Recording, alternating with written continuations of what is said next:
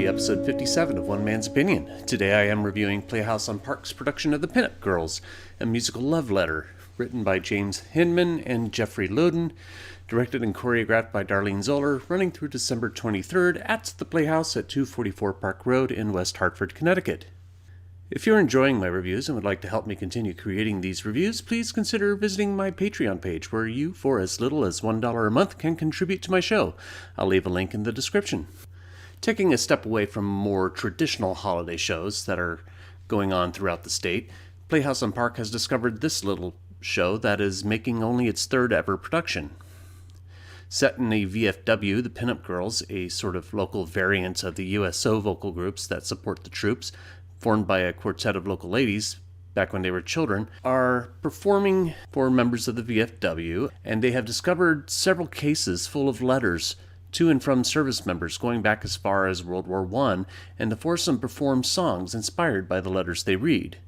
Things go awry as, before the show begins, one of the women goes into labor, and the brother of one of the other members steps in to cover for her.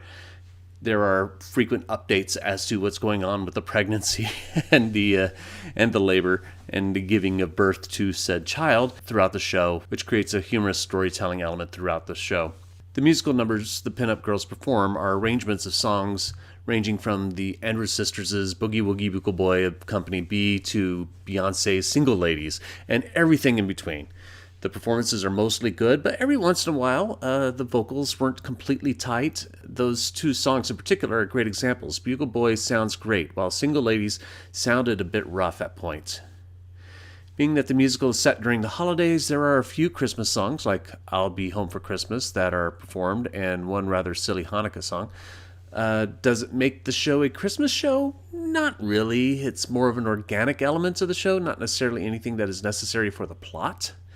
The plot, since we're on it, isn't terribly important, beyond the fact that the quartet is celebrating service members and the love shared between them and their families. Being that it is a show about celebrating the troops, there are a few obligatory moments about the real sacrifices that happen, as one tragic letter that directly affects one of the singers is read. It's sentimental and touching, but at the same time feels a little forced in a show that is otherwise silly and comical. It's like we have a light, entertaining show and it changes for a beat or two for the dramatic moments before bringing us back around for the light entertainment again. I get why it's there, but I think it could have been better incorporated. There is a little romantic subplot between the male character Joel, played by Christopher Rhodes, and Dana, played by Hilary Ekwall, which helps develop the show a little bit.